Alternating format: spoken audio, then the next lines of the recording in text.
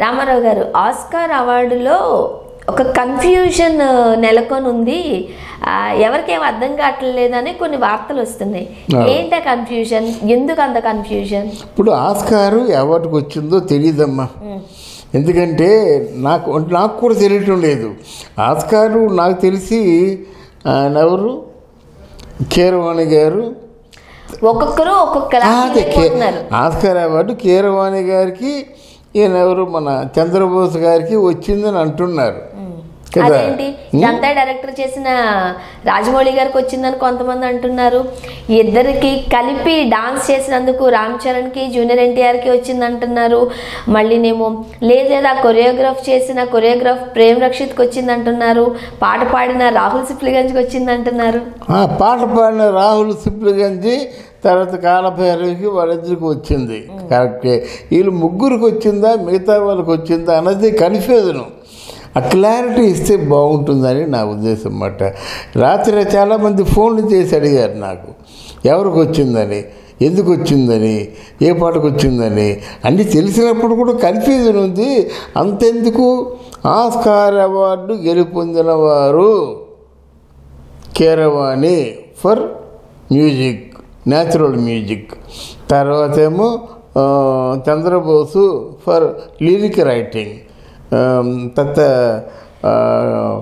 Rahul Sipligunj and Kaalabhairava for playback. ఇవి వచ్చేసి సరిపోతుంది కదా. లేకపోతే రామ్ చరణ్కి ఎందుకు వచ్చింది, మన తారక్ ఎందుకు వచ్చింది, రాజమౌళికి ఎందుకు వచ్చింది అని చెప్పేస్తే బాగుండేది కదమ్మా. అది లేక ప్రేమ రక్షిత్కేమో ఎందుకు వచ్చిందని చెప్పేస్తే ఏ బాధ లేదు కదా. ఎవరు తోచినట్టు వాళ్ళు పండుగలు చేసేసి ఎవరి మటుకు ఎవరి బ్యాచ్ వాళ్ళకి. ఇప్పుడు చిరంజీవి గారు, రామ్ చరణ్ గారు అమిత్ షా దగ్గరికి వెళ్ళిపోయారు. రేపొద్దున తారక్ని బాలయ్య బాబు వాళ్ళ కుటుంబం అంతా తారకని అభినందించింది. నా బిడ్డకు వచ్చింది అవార్డు నేను గర్విస్తున్నానని చెప్పి బాలయ్య ఒక పక్క, నా బిడ్డకు వచ్చింది నేను గర్విస్తున్నాను ఒక పక్క చిరంజీవి గారు. లేదు మాకు వచ్చిందని చెప్పి ఏదో మొత్తానికి అంత గందరగోళంగా ఉంది కదా. ఇది అలా కాకుండా ఒక క్లారిటీ ఉంటే బాగుండేది నా ఉద్దేశంలో. క్లారిటీ లేకుండా అన్నిటికీ సృష్టికర్తను నేను, బట్ నన్ను ఎవరు పట్టించుకోవట్లేదంటూ ఓ పక్క దానయ్య గారు. అవునవును. మరి దానయ్య గారు పాపం ఆయన అందరికీ దానం చేసి ఆయన దానం తీసుకునే స్థితిలో ఉన్నాడు పాపం. ఆయన లేకుండా ఇట్లాంటివి జరపడం కూడా కరెక్ట్ కాదు. నేను ఒక్కోసారి అంటుంటాను. కానీ ఎంత ఒకవేళ డైరెక్టర్ తాలూకు కమాండ్ చెల్లుబాటు అయినప్పుడు కూడా ప్రొడ్యూసర్ అనేవాడు ఉండాలి కదా. పేరు ప్రొడ్యూసర్ కదా, ఆయన్ని కూడా ముద్దు పెట్టున్నట్టయితే బాగుండేది, గ్రాటిట్యూడ్ ఉండేది. ఇదంతటికీ కార్యరూపకం దాల్చింది అని అంటే అవును, ఓన్లీ ప్రొడ్యూసర్ వల్లే. అంతే కదమ్మా. ప్రొడ్యూసర్ అనేవాడు మహావృక్షం లాంటి వాడు. ఆ నేరలోనే మిగతా వాళ్ళందరూ తలదాచుకుంటారు. ఆయనంటూ రాకపోతే అవును, అసలు నిజం చెప్పాలనంటే ఇవన్నీ ఎక్కడి నుంచి వచ్చి ఉండేవి? అవును, మిమ్మల్ని నమ్మి డబ్బులు పెట్టిన వ్యక్తిని మీరు మర్చిపోవడం ఎంతవరకు సమంజసం అని కూడా చాలా మంది అభిప్రాయం వ్యక్తం చేస్తున్నారు. ఇప్పుడు ముఖ్యంగా అవార్డ్స్ అనేవి, ఆస్కార్ అవార్డ్స్ చాలా సినిమాలకు వచ్చినప్పటికీ మన టాలీవుడ్లో వచ్చిన RRRకి మాత్రమే ఒకలాంటి కన్ఫ్యూజన్ వచ్చేసింది. అవార్డ్స్ ఎంత చీప్ అయిపోయాయా అని కూడా కొంతమంది మాట్లాడేస్తున్నారు. కొంతమంది ఇప్పుడు ఈ మధ్యకాలంలో ఎవరికి వారి అనేటువంటి ఒక ట్రోల్ చేస్తున్నారు.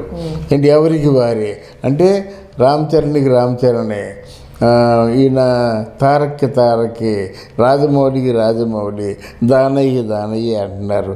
నా ఉద్దేశం అంటే ఎవరికి వారైతే బలహీనులు అయిపోతారు. నలుగురు కలిసి ఉంటే బలవంతులు అవుతారు. మనం ఇండస్ట్రీలో బలవంతులుగా ఉంటూ మన పట్టుని, మన తాలూకు పట్టుదలని, మన తాలూకు లక్ష్యాన్ని, మన తాలూకు కృషిని ప్రపంచ దేశాలకి తెలియాలంటే నలుగురు కలిసి ఉండాలని మనం కోరుకుందాం. ఎవరికి వారే అనే మాట రాకూడదు. ఏదో చిన్న అపార్థాలు వచ్చినప్పుడు కూడా మళ్ళీ కలుసుకొని మళ్ళీ మంచి ప్రయత్నం చేయాలి కదా. నిజంగా వాళ్ళు అనుకున్నట్టు RRR సీక్వెల్ ఉంటే బాగుంటుంది కదా. జనరల్గా సాంగ్కి వచ్చింది కాబట్టి ఆ క్రెడిట్స్ అందరికీ అనే అనుకోవాలి.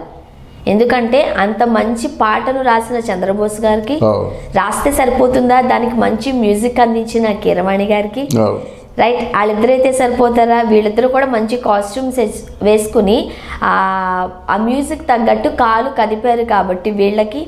సో వీటన్నిటిని చూసిన ప్రేమ్ రక్షిత్ అండ్ రాజమౌళి గారికి ఇట్లాగా అదంతా ఒక టీమ్ వర్క్. సో టీమ్ గా సెలబ్రేట్ చేసుకుంటే బాగుండేది. ఇక్కడ అలా కాకుండా ఎవరి డప్పు వాళ్ళే వాయించుకుంటున్నారు అన్నట్టుంది. సో కొంతమంది అభిప్రాయం అది ఏంటంటే ఎవరి డప్పు వాళ్ళే, ఇదంతా నాదే, నేనే నేనే నేనే అంటూ డప్పు వాయించేస్తున్నారు అని. అప్పుడే ప్రయాణాలు వెళ్ళిపోవడం, ప్రయాణాల్లో బ్లెస్సింగ్స్ తీసుకోవడం, షాలులు కప్పేసుకోవడం, సాలులు ఇచ్చేసుకోవడం, ఇవన్నీ అవసరం అనిపించింది నాకు. ఈ చక్క ఫిల్మ్ నగర్లో బ్రహ్మాండమైన ఫంక్షన్ చేసి తెలుగు వాళ్ళందరికీ కన్నుల విందుగా చూపించవచ్చు కదా.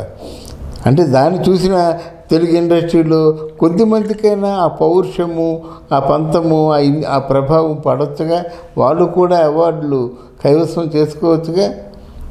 ఆ రోజు రావాలి, అది చేయాలి. జనరల్ గా ఇవన్నీ గమనిస్తున్న పక్క ఇండస్ట్రీ వాళ్ళు కూడా చులకనగా మాట్లాడిస్తున్నారు అన్నట్టుగా కూడా అభిప్రాయం ఉంది.